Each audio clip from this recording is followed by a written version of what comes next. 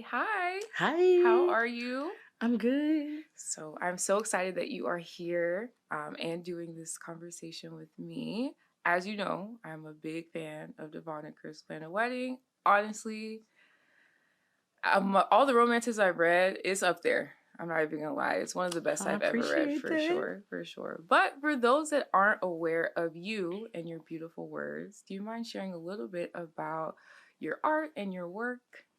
Sure, yes. So I write Black romance. My tagline, I guess, is Black women being loved out loud.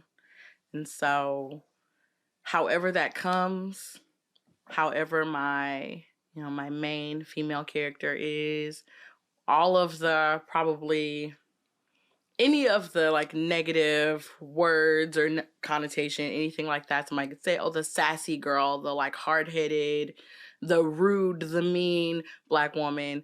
I want to write them being loved because she should be loved anyway. Right. On top of that, and loved out loud, real crazy, real big. So that's what I write. I write contemporary romance, paranormal romance, erotic romance, a little fantasy, the romance. That's my bag. Yeah. Did you always know that was going to be your bag, or is it something that you kind of stumbled upon? Always. I didn't really know, so I've been writing like forever. And I mean, when I started writing, I wasn't writing what the genre romance, but there was always a love element. Even when I was like in elementary, middle school writing stories, there were school crushes and stuff. So, I mean, the signs were there if I knew what to look for, but I didn't know. Right. Because actually, when I first started writing for real, like, oh, I'm going to write a book, I was writing fantasy. Oh, okay. So it was like, I guess it would be considered new adult or young adult fantasy. I'm thinking about the age groups. They were like 19, 20. So yeah, like young adult, new adult fantasy. But there was romance. Like it was love. Like, we gotta have true love to save the world. No, that's really but yeah, true. so That's even when I was like, it's dedicated to fantasy, it's or science fiction or whatever, however you want to call it. Yeah. Romance has always been there. Yeah. It seems like you were open though to kind of like bending genres a bit. Yeah, I guess you could say that. Because for me, I mean, rules, for what? So like, if I'm gonna tell a story and the story gets told and you understand the journey, right, then we can mix it up. Yeah. Why not? Yeah. This is all made up anyway. I mean, so it's fake anyway, That's true. Fiction, the rules are all made up by someone. So, you can do what you want. Yeah. At least that's been my thing, my entire writing career. Do what you want, because I really have just been writing whatever I feel like writing. Yeah. So, Yeah. You mentioned that you've always been writing and you've always been a writer. When did you know it was time to kind of like, okay, let's sit down and write that for a book?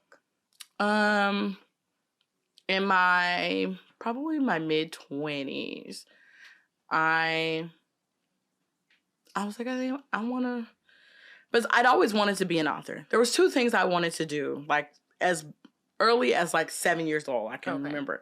There were two things that I wanted to do. I wanted to be a published author because I wanted to go on Borders, which at the time I aged myself. I wanted to go on Borders and see my book on the shelf. So I was like, I got to be a published author to get there. Borders, right? If you don't know Borders, you might be too young. You probably shouldn't be here right now. I don't know. But I wanted to do that. And then I wanted to be a second grade reading teacher. Okay. So very specific goals. Very specific, very specific goal at like 7 years old. Right. So when I was always writing, and it was just, like I'm writing stories. Like I wasn't just like, oh, we're just going to write this little scene. I was like, no, I'm continuing it. I was writing chapters of things when I was like 9 and 10 years old. Oh, wow. So it was always the goal to write a book. And it wasn't until I got into like my 20s, I was like, okay, let's do this for real. Like, stop playing. So I was like, plotting and outlining out what my understanding of outlining was, because I didn't know, all the rules and things, even at that age. Yeah. But I was already plotting and like, okay, let's do it. How's the story gonna go? Who are my main characters? Like, what's the deal? What are they doing? Mm-hmm. And that was probably about 24 or 25, maybe. And you were doing this with like no guidance, none at all. Just I hadn't read any craft books. Wow. Any of that. I was just like, I'm gonna write a book. You know, I had a title and everything, my main characters. Wow. You know, I need to pull that out and read it. I was about to say, they seem really special. They seem really special to you. Yes. So when you did finish that book, what happened? So I actually never finished it. Oh, wow. I never finished it. It was so long. It was so long. Why does everybody start writing a book and it becomes this like epic tome? I don't know. I mean, you have a lot to say. I did. Book. That is also true. Yeah, a lot to say. And it was a lot of world building that went into it. Because like I said, it was like fantasy, science fiction. Mm-hmm. It was a lot of world building. And I just never finished it. And I mean, life was lifing. So I was like, I was a young wife and mom. I had 2 babies. And so at that time, and it was just like, I was stealing moments to write it. Yeah. And it just became a lot. And then I went back to school and then I started back working and I was just like, I didn't have time. And so it just got shelved in my little 10-cent composition notebooks. And I got a pile of them because I think I got to like 6 because I was handwriting it. Wow. So I got to like 6 composition notebooks before I was like, okay, I got to do like something else. Like I got life for real. Yeah. No, I was writing, okay? I was writing. Yeah. So I didn't finish it, but I just stopped. It wasn't like, a conscious like, oh, we're not gonna finish this, we're gonna shelve it. I just didn't have the time to go back and then I forgot. Yeah. But it seems like the dream to be a writer was always with you. Yeah. Despite like marriage, kids, going back to school and work, how did you keep it alive while managing through so many different things? Writing was an escape for me. I had a lot going on, but I had very little time for myself. And so writing gave me the opportunity to get into this world that I was creating that was, in a sense, perfect. It was not a perfect world, and I knew that. And of course, there was still like, regular human like life, and they have their stuff going on. But if I only had a little bit of time to do something, if I wasn't reading, reading was my thing, right? But I stole that time to write. And I was able to really, what fueled me to keep going was in the jobs that I write, when you make friends with your coworkers and stuff, and you talk about what you do. And I mentioned that I'm a writer, being friends with people who enjoy reading. And they're like, well, what are you writing? I want to read it. And so like sending them chapters of things, and they're like, okay, so I need the next one. And then the next day at work, they're all talking about like it. And I was like, I like this feeling so much. Yeah. It really helped me keep going. Yeah. So shout out to the Barnes & Noble crew. I mean, I think what you're kind of speaking to is that sometimes, right, if you share a dream with people, that might be really scary, but then they encourage you by asking questions about it and wanting to know more about it and wanting to be a part of it. It keeps it alive, right? In a way that maybe in the days where you aren't really feeling it or you're feeling tired or exhausted, you can remember their words and their excitement and encouragement, and that can keep you going as well, too. No, that's a perfect way to describe it. That shared dream. Yeah. Because they were believing for me. They were like, oh, I can't wait to see your book when your book's on the shelf. And that's so sweet. Yes, I'm all like, you see it. You're here. Right. Yeah. I think there's an opposite side of that too, though, right? Oh, for sure. I wonder if you experience that as well, too. Of like telling someone like, oh, I'm a writer. Yeah. And I want to be a published author. Where they're like, how are you going to do that? Or do you have the time to do that? Like, are you even like a writer? Yeah, people be hating. People be hating. They can't help it. It's in their heart. That's true. Especially if they themselves have a goal and they don't see a way to ever attain it. So to see someone else like have a goal and they're like, oh, I'm going to do it and be confident in it. It activates those insecurities in them. So what can they do but be a hater? Yeah. That's all they got. because they don't want to trust in themselves to do it. So right. That takes a lot of yeah. self-awareness, though. I don't know if a lot of people come to that conclusion, so I'm really glad you said that. Oh, thank you. Yeah, no, girl, let me tell you, therapy has really Shout out to made me such a more empathetic person. Mm-hmm. Shout out to my therapist. You know who you are. I love you, girl. I feel the same way. Like, we're for lifers. I love her. Yeah, she knows. She knows we're for lifers. Yeah. It has made me incredibly more empathetic. And so now, at the time, right, I was in a different headspace mentally and everything like that, and it would be hurtful. Of course. But now I can, I can recognize, and I still encounter people who feel that way now. Yeah. Even with where I'm at, which is still like small potatoes to some people. Not to me. I don't think so. Thank you. I appreciate that. Not to me either, but I can acknowledge that matters. Like, still, I meet people and, they'll say, little offhanded remarks or whatever. And it's like, it's all good, man. Yeah. So you don't personalize things anymore. Yeah.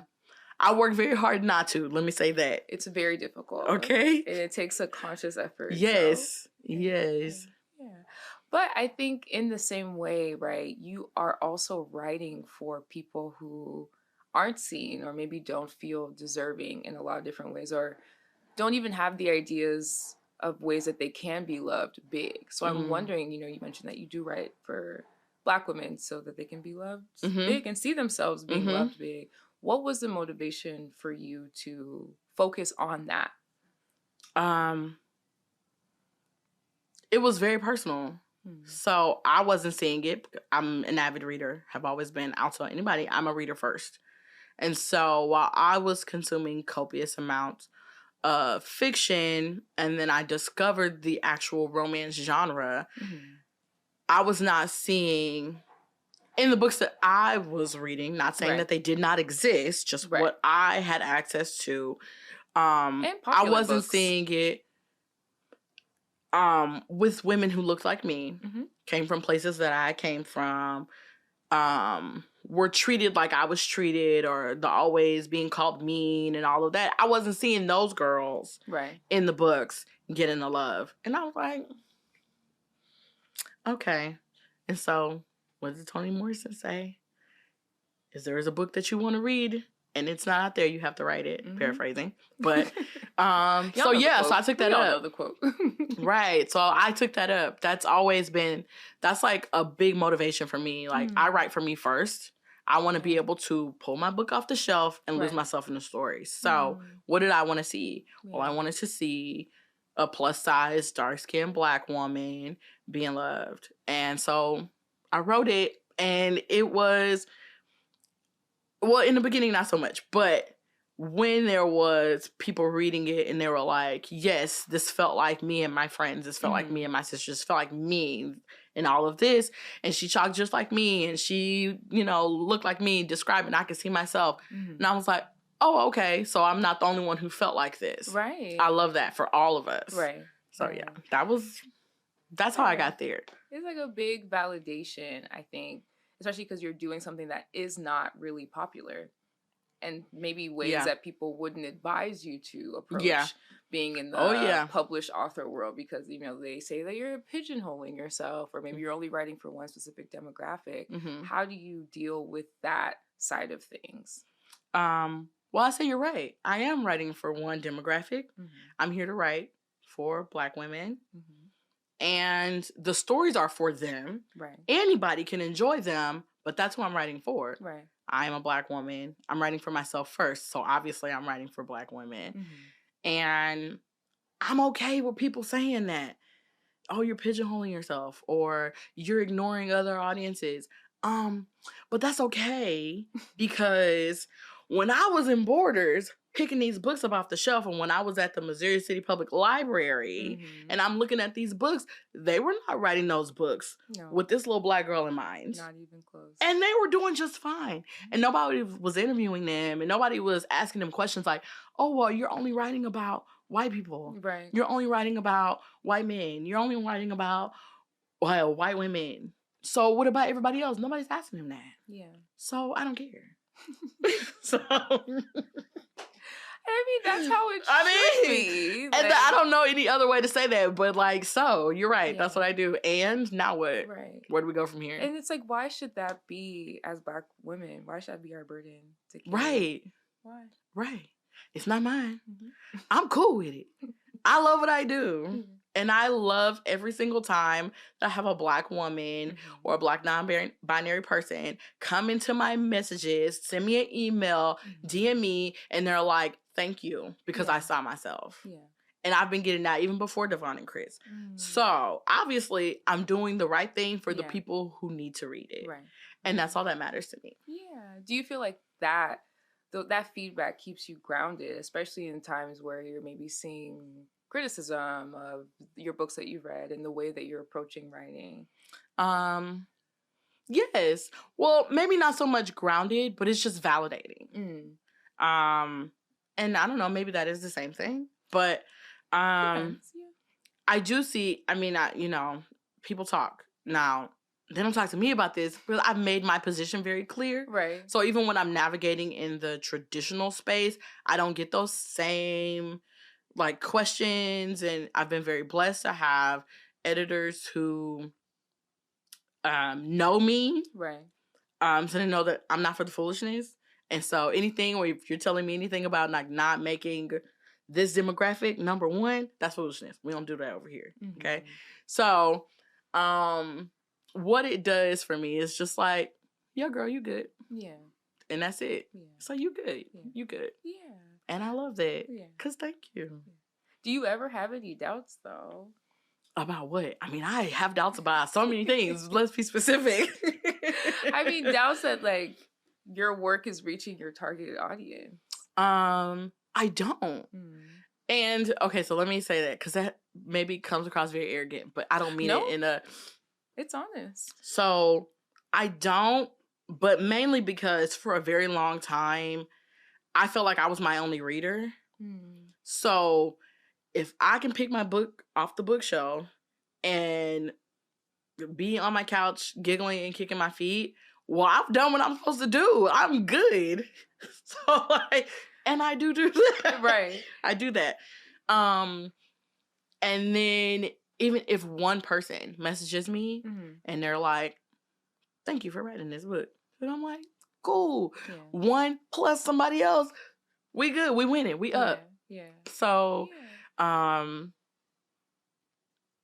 maybe in the earlier years of my career when I was the only reader, and somebody out there who has read my book from book number 1 is going to feel slighted. And I'm sorry, baby, because I love you. And I'm not saying you don't exist, but I'm just saying that what I saw was it wasn't getting a lot of movement, a lot of traction. And that was, for me, the goal was to just be published. So if I could go on Amazon and search my name, I'm up there. I've done what I'm supposed to do, right?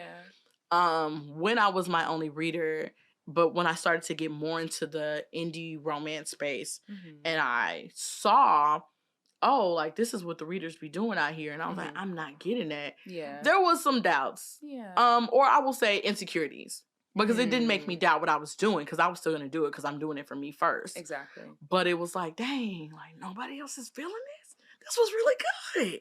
Golly. But I pushed through that. Obviously, I kept writing. Yeah. Kept publishing, because I was doing it for me first. Right. And, what was that? Feel the dreams. If you build it, they will come. So I mean, now people are here and, and they read the books and stay. Right. Oh, I hope so, I think you're talking about the beginnings of a dream, right? Which I think can always feel shaky if things don't immediately skyrocket in the ways that you anticipate. And I think we live in a world where things do move very quickly. So when you start something and then it doesn't immediately take off, it can feel very discouraging. What helped you throughout that time to keep writing? Knowing that it was moving a little bit slower than you would like. My motivation was getting these stories out of my head. So I kept writing because I couldn't sleep, because I was just being bombarded with the characters and the stories. So even though, the 2 reviews and one of them was my mama, I was like, That's so sweet. I was Moms, like, I you still gotta gotta, love 'em. you know, I was like, I'm gonna write these books. We're gonna get Yeah. these books off. Right. Okay? We're moving weight and these books. So I'm gonna publish them anyway. Right. Because I did not go into it for like fame, I Right. guess. Like I didn't go into it for the accolades of people giving it to me. I Mhm. went into it because it was what I had always wanted to be. Yeah. If I have the capacity to write the book, I'm gonna write it and I'm gonna publish it. And if it gets read by other people, cool. And if it doesn't, that's fine because that's not what I did it for. Right. Right. So if I'm doing it for me first, then doing it, by nature of doing it, then I've done the thing. Yeah. So Yeah. that's what pushed me, just wanting to, just having so many ideas. Yeah. Being like, oh, this will be such a good book. Yeah. And then I wrote it. And then you did it. Yeah. I feel like it's tough to stay I think people struggle with reminding themselves of their why Yeah. and what their reasoning for doing something is if Mhm. it's not fame. Yeah. And I don't think we live in a world that really values doing something because you just simply enjoy it. That is very true. It's kind of scary. That is very true. I mean, I've had lots of conversations with people who would go on Amazon and pull up my books and be like, this only has 11 reviews. And I'm like, what's your point? You found me on Amazon. Are you trying to shame me? For Right. It's like, well, I can control that. Right. Like, Like, I mean, 11 is... I'm right. They're like, yeah. so, what do you think you're going to do? And stuff like that. Like, well, I did it. Yeah, it's done. You saw how you searched my name. And it came up. And you found a list of books. Mm-hmm. Multiple. Mm-hmm. I've done the thing. Mm-hmm. I did it. And that's enough for you. Enough for me. Mm-hmm. It's enough for me. And I think a lot of people are not honest with their why. Yeah. It's absolutely fine if you want the fame. Right. That's okay. Say that though. Mm-hmm. Say that. That's and what you're act here in a for. Way that isn't that. Right. Because right. if you're gonna say that it's not, and you get mad because you don't have it, right, and then you want to make people around you miserable, right. Well, now we have a problem. Because see, I'm chilling. Right. I'm okay. Mm. Yes, it is cool. Like, still, I just had a book that it's been out, published for 5-6 years, and it just hit like 200 or 300 reviews. That is a very slow, like, growth for people who get like 300-400 reviews in the first few hours of the book being released. Right. I still see that as a success. Right. Because that book, I published it 2018. I did that. Right. That was a good book. It's amazing. And years later, people are still reading it. And people are still reading it. So it's like, it's cool. I love it. Mm-hmm. If I can pick the book up off my shelf and start reading it, I can flip anywhere in the book and I find myself getting lost in the story. Mm-hmm. I have won. Yeah. I've done the thing. Yeah. Yeah.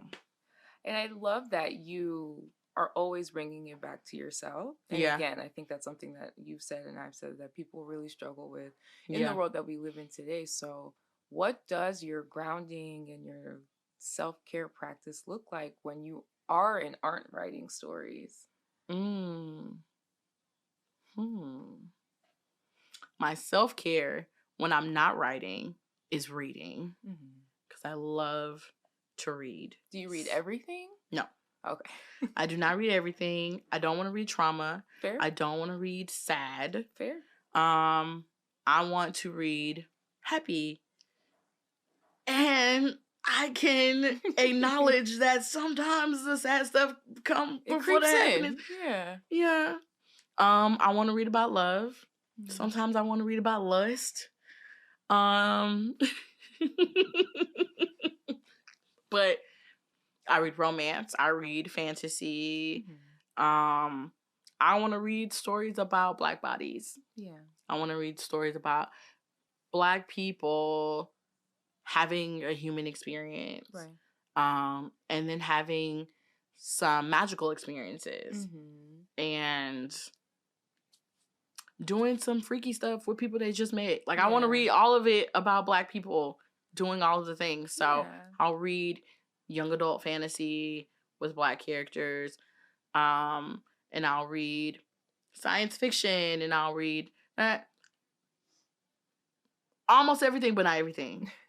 We'll say that. Yeah. If they're Black people, you'd be interested. I'll try. I'll try it. Yeah. Is it sad? I probably won't try it. Yeah. That's me though. Why That's though? me though. I'm curious. Because life is sad. I want to be happy. I mean, it's really just that. It's that basic. Yeah. There's so much going on in the world. Too much. Yeah. It's enough. In real life, it's real hard out here. Yeah. It's hard out here for a pimp. You know what I'm saying? So. And you're reading to escape. So if you're reading about something that's happening right now, it's not really escaping. I'm good on that. I'm good.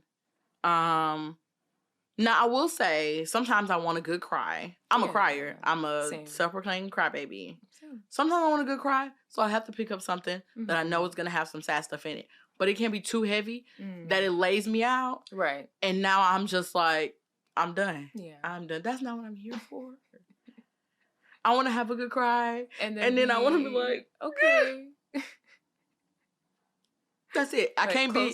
I can't be cute. Listen, because I'm so emotional. I'm a water sign. I'm so emotional. I don't wear my emotions on my sleeves. This is a coat. I am enrobed in emotions. Okay? This will lay me low. Right. I can't do it. Right. I can't do it. So, I mean, I think as a feeler as well, it's very emotional. I think it's important to have boundaries on what you're allowing into your space and what you are and to know how you can recover from things that maybe unexpectedly were way too emotional. Yes. Yeah. Shout out to boundaries. Shout out to boundaries. Because I think, most of other people that I encounter that are maybe really sensitive, highly sensitive people or very emotional, most of their life is no boundaries at all. And they kind of pour themselves into any and everything. Yeah. And then they get burnt out. Right. Yeah. Yes. Been there, done that. Yeah. I have learned my lesson. And so I'm very intentional about what I consume. Yeah.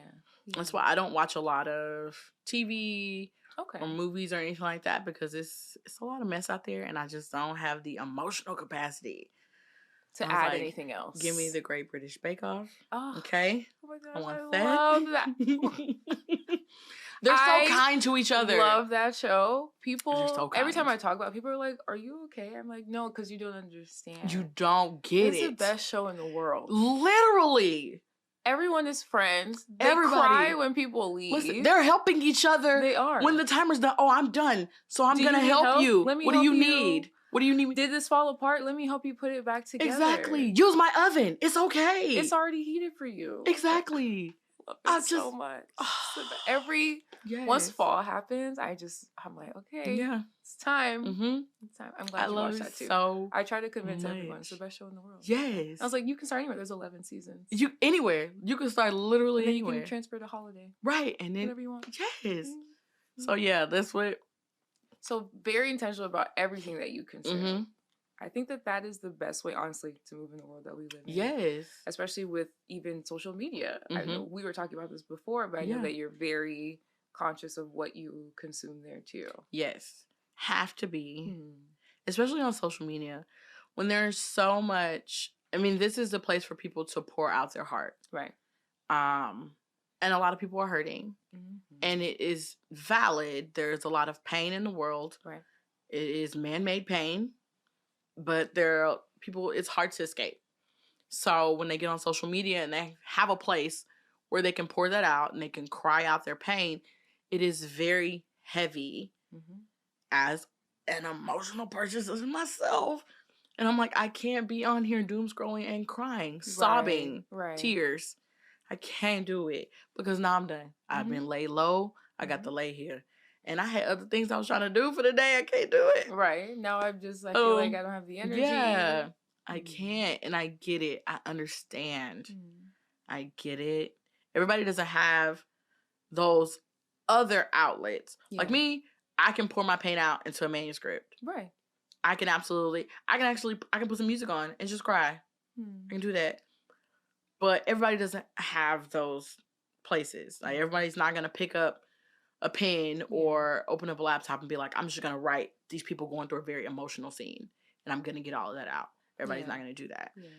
And so when you get all of these word counts and they open them up, they're like, okay, you can write up to 1,000 words now. You can do 1,200 words now. You can get on Facebook and you can write a whole dissertation in a post about all of these things you're feeling, and it's everybody's engaging, and there's a lot of hate and there's a lot of anger. There's a lot of sadness. And it just becomes too much. A pit of pain. Yeah. And I opt out. Yeah. I don't want to be there. Yeah. And, you know, people who are living these lives and they're really wrapped up in what other people are doing. Like we talked about some book drama. And then everybody starts commenting. Doing and then pieces. It becomes a little rabbit hole. Yeah, think pieces, videos. Yes, statements. Right. Oh, let me do a thread so I tracked everything so you don't have to. And this is everything. And there's 37 pieces of this thread. I can't do it. It's a lot. I can't do it. Yeah. I am the meme of the grandpa from The Simpsons. He walks in the door, takes his hat off, turns in a circle, puts the hat back on, and leaves out. That's me. I get on there and I'm like, whoo, too much. I'm good. And I peace out. Yeah. I have to. Yeah. I have to. What do you think about, I guess, the kind of need that's formed for authors to have a social media presence in order to kind of push books and to get it out there in the world in these bigger ways? I opt out. I understand to an extent. Yeah. To an extent, I get it. But also, I'm old school. I grew up in a time where I didn't even know if my favorite authors were alive. Because I could never find them. There was not even an address for me to write a letter. I had to send it to the publishing house. Or just their little squares. Yes, exactly. There's no way to find these people. They're literally hermits. And that was cool. That was acceptable and that was fine. It had been that way for centuries. And I want to return to that time. I don't blame you. I don't blame you there. I love the fact that people, because I'm that person, I've been that person, they read something and it touches them in such a profound way that they want to reach out. Yeah. Want to say, I need you to know that this was what this great. Did for me. Right. And I love that. But also, that same access is available for people to say, I need you to know how shitty this was. I'm sorry, cuckers. Yeah, you're good. And they're like, I need you to know it was terrible. I don't need to know that. And that's the double-sided, you know, like, I don't need to know. Because to me, when you step out of it, you're like, why would you feel so comfortable to get on the internet, message the author and be like, hey, this book that you probably spent so much time writing and editing and putting out into the world, these are all the things that I found wrong with it. I just want to know. Why do that? What do you gain from that? Store did they go to purchase that amount of audacity? Because it had to be on sale and it had to be in bulk. Was it at Costco? Because I've been in Costco and I didn't see it. I didn't see it. They got a lot of things in there. So many things. I don't know. But I hate it. I think it's the empathy that you talked about earlier that is lacking. And it's fine if you didn't like the book. Like, that's cool. Don't message. Don't tag. I don't need to know about it. It's just not necessary. You can post it on Goodreads. I'll never see it. Because I don't go on there. It's a dangerous place. Post it there. You actually could have still posted it on Instagram. But if you don't tag me, that's cool. I don't know. Never see it. I'm cool on it. Yeah. So it's like,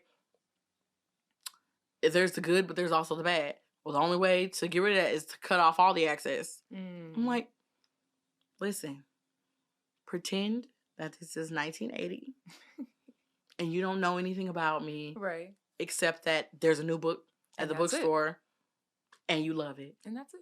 That's cool. That's what I want it to be like. Yeah.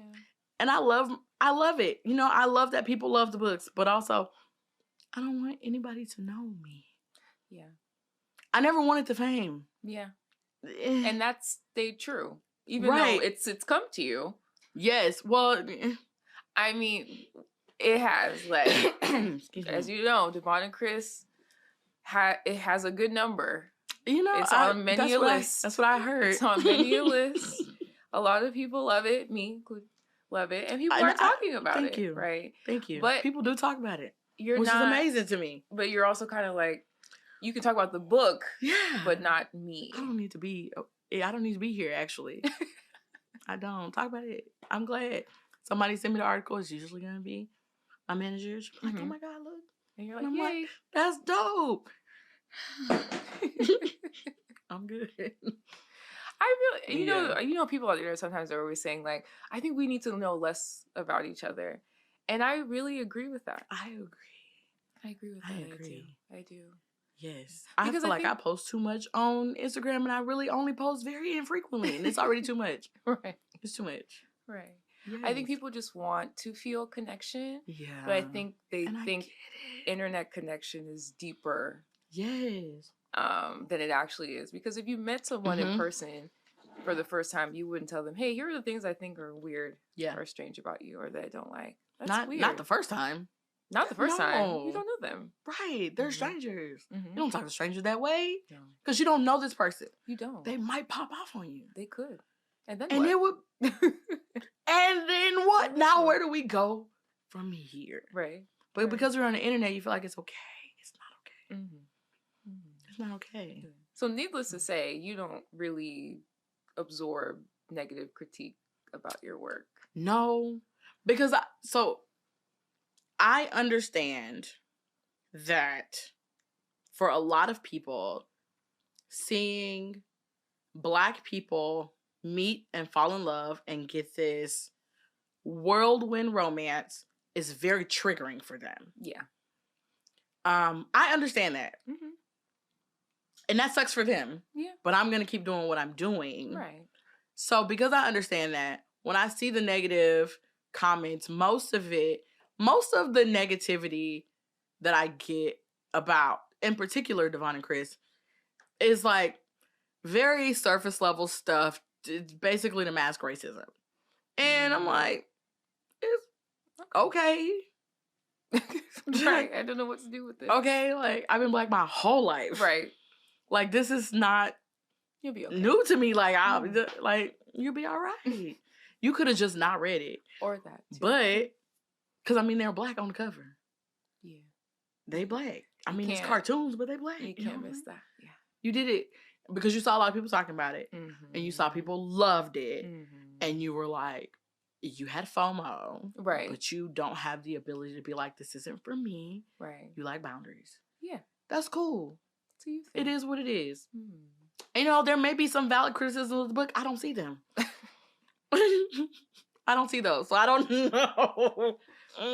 Not sure. That's not why I'm here. Yeah. You know? I didn't get those criticisms from my editor. Right. Or any of the editors that I work with. So, you know, it's done. What's done is done. Right. There's nothing you can tell me now that's going to affect this book. So. I mean, it's out.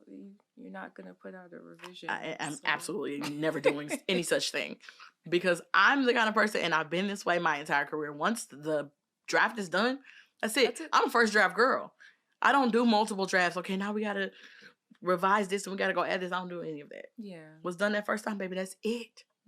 You're good. We're going to go into edits, but it's going to be, we're not doing all this crazy stuff. I'm not writing multiple drafts of a book. I wrote this first one. We're going into edits. We'll do developmental, sure, fine, cool. It's already developed. So I'll be done. Right. I'm not going in and making no changes. Yeah. I feel like that takes away from like the essence of this is not what, because one, and this is for me. This is not for anybody else. People do what you want to do. But me personally, I wrote what I wrote. I meant it when I said it. So for me to come in here and start doing changes, well, this is not what I said in the beginning, and now it's something different. Right. With a different meaning and intention. Exactly. Now my characters are different people. The story is unfolding in a different way, and that's not what I intended. So now, I don't know what this is, but this over here, we're good with this one. Right. So, however y'all feel about it, that's cool. Leave me out of it. Yeah. And again, I think it really speaks to your self-awareness and you being very grounded not only in yourself but in your work, which is, again, something I think a lot of us kind of lack. And we don't really live in a world that helps you foster that. Yeah, that's true. You really have to be an outlier. You gotta be, be unafraid to stand out in a not good way, and also maybe be going in a different direction than other people. And I was doing that back in middle school. Yeah. So, I'm not new to this. I'm true to this. You know what I'm saying? So, what advice would you give to someone who maybe has not been able to do that and does struggle with standing in their why and being grounded in who they are as a person? My advice would be first to take a step back. So you need to take a step back from everything, shut it all off, take a step back, and then you need to be introspective. What are you doing? Right. Why are you doing it? And be honest with yourself. Right. Be honest with yourself. Because you can lie to other people. But if you're lying to yourself, now we got a problem. You can't hide from yourself. You cannot. You can't. And, for the people who do have internal dialogue, it's very hard to lie to yourself when you in your mind and you're like, well, that's not what we are really doing. And then, so take a step back. Be honest with yourself. Why are you doing this? What exactly are you doing? Yeah. What's the goal? What is your goal? Knowing what your goal is makes the journey so much easier. Infinitely easier when you know what your goal is. What's the point of all of this? Yeah. And then once you know what that is, once you know what you're doing and why you're doing it and what your goal is, you can plug back in, however that looks for you, and do your work. Yeah. Do your work. Yeah. I think that's really solid advice. The taking the step back thing, I really, really appreciate. Because sometimes when you're two in the mix, you can't see straight. You can't think straight. The goal is lofty. Yeah.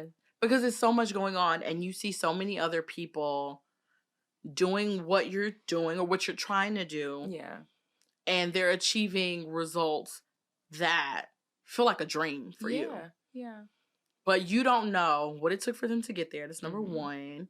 Even if this is a debut and it's insanely successful, you don't know what it took for them to get there. Right. You don't know their process. You don't know their journey. And you don't know what their motivation is.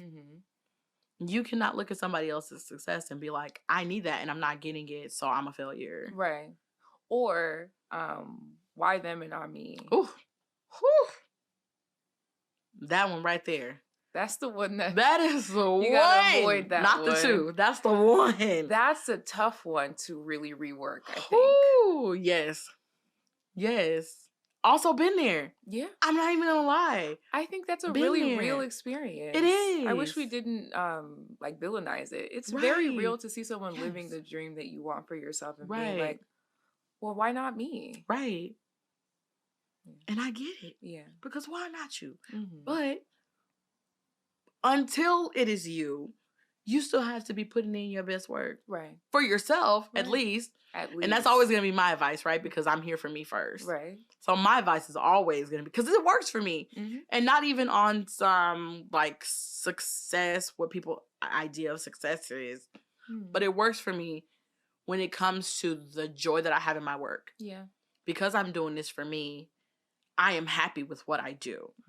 If it does not look like what other people think that it should look like, I'm okay with that. Because I did this for me first. Right. I want everybody to have that. Yeah. I want it. Is that what you would also maybe advise to writers who haven't had their big moment or their big publishing moment yet, that are maybe still indie and, have the 2 comments or the 11 comments? What would you say to them if they're feeling like, what's the point?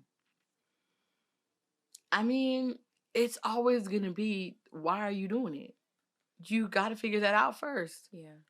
Because doing that, focusing on it, listen, I get it. The 11 reviews on a book that's been out for years, oh, it hurts. It does. And it's like, this was a good book. Why are the girls not getting it? Right. It's okay. Yeah. It really is okay. Especially if you know what your why is. If you're here for the fame and fortune, then you have to restructure what you're doing. Yeah. Because there are some channels that you need to go through. Yeah. There are some steps you got to hit if you're here for fame and fortune. If you're here because you just want to put out a good book, you can do that, and that's not going to change based off the number of reviews you have. Yeah. So it's gonna come back to why you're doing this. What's the goal? Yeah. Yeah. And I love that. I love that. And I think in our space of reflection, I feel like we've done a lot of reflection together. What would 7-year-old you think of life right now?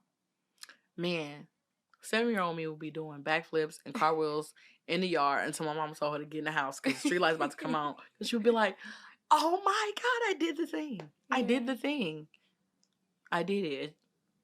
And I'm be continuing so to do it. Yes. Yeah. It's like we didn't just do a book. We did so many. A lot. If I go in a bookstore and I see multiple books with my name on them, lose my mind. Yeah. I go crazy. I probably start crying in the middle. Would at 7 because I was also emotional. Yeah, that's a valid feeling. Yes. Yeah. I just think about 7-year-old me going into a bookstore and picking my book up, hugging it to my chest, and crying because, oh my God, this is me. And running around to tell all the strangers, this is my book. Right. That's my name. Right. Like, I did this. This is me. Yes. Yeah. Did you know? Did you see this book over there? Let me show you. Grabbing their hand and taking them over. Look. Oh. That's me. Yeah. I would be so proud of myself. That is so sweet. And, like, I'm, like, I'm picturing that as you're talking about it. It's such a beautiful moment. With my little crazy pigtails with the bubbles that my mom used to do. My hair and my matching outfit with my sister, and we were not twins. They love to match, yeah. Mm-hmm. Yeah. But yeah, I really hope that you carry her with you as you continue your journey.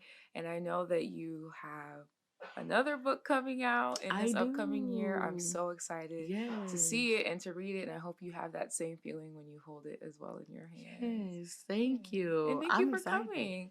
This conversation was fantastic. I think for me, I felt really grounded listening to you and really returning to, my own personal why for everything that I do, and really learning how to slow down.